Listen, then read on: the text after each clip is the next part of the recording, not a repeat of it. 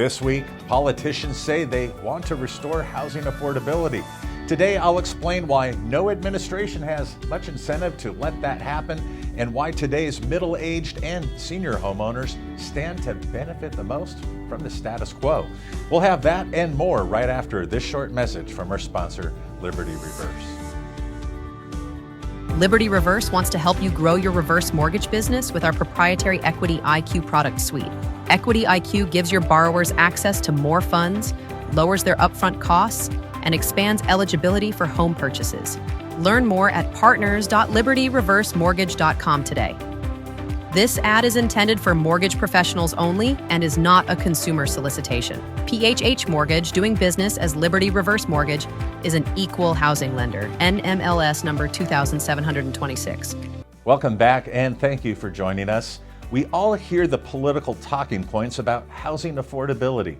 We hear about the need to help the first-time home buyer and young families finally get a fair shot at buying their first home. But generally, it's all rubbish. Why? Because nothing fundamental ever changes.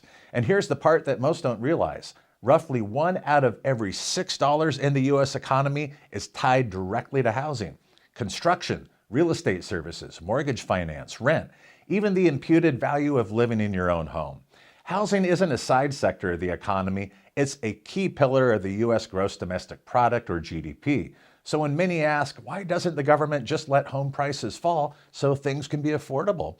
What they're really asking policymakers to do is to intentionally shrink one of the largest engines of economic activity in the nation. And that's just not politically difficult, it's economically destabilizing in the short term and perhaps the long term. If the government were to let home values fall meaningfully nationwide, it would hit household balance sheets, bank collateral, construction employment, local government tax revenues, and consumer confidence. It would show up in GDP numbers very quickly. So instead of letting housing clear naturally, every administration reaches for the same playbook: stabilize, support, subsidize, and also backstop the housing market by any means necessary.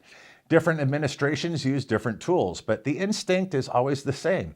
Don't break the housing market. Now, for older homeowners and reverse mortgage lenders, this is good news. But there's an uncomfortable conclusion.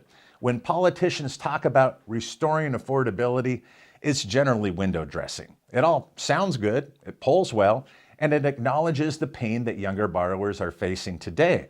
But the moment that real affordability threatens to collide with the housing market as a pillar of GDP, you can forget about it.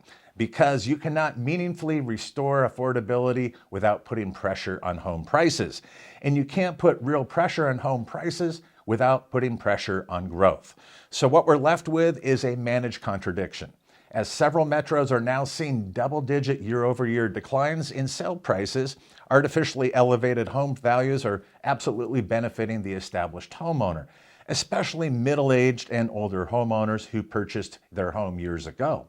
Now, their equity has grown dramatically, often beyond anything they could have saved through investments alone. And that equity isn't just a number on the screen, it provides options later in life. It can mean the difference between scraping by on a fixed income. It may also mean the flexibility to be able to supplement their monthly cash flow. Now, to absorb rising healthcare costs or financial shocks, it can also be a godsend.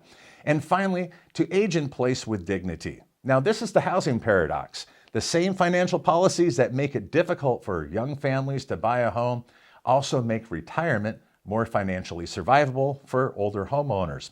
Now, both things can be true at the same time, which is why the problem doesn't get solved. It's simply managed. Home ownership in America has turned into many things at once: a home, an investment, a wealth-building vehicle, a source of funds that is fueling consumer spending, and also, yes, a backstop for retirement. No single asset can carry all those responsibilities without the system becoming distorted, and that's what it is.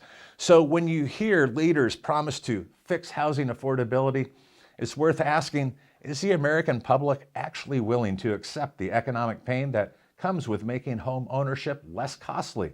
Or instead, do we accept the status quo while established homeowners' illiquid equity wealth is protected?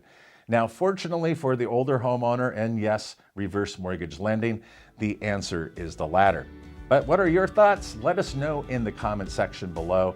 And if you found value in today's episode, please share it in your LinkedIn network. We do have a YouTube channel, so you can subscribe. That way you never miss any of our latest content. And each and every week you can catch up on the reverse mortgage news. That is on our weekly podcast, HECM World Weekly. We have both an audio and video edition. Listeners can listen and subscribe on Apple Music and also on Spotify. Thanks again for joining us, and be sure to return next week for more reverse mortgage news, commentary, and analysis you only find right here at HECM World. Have a great week.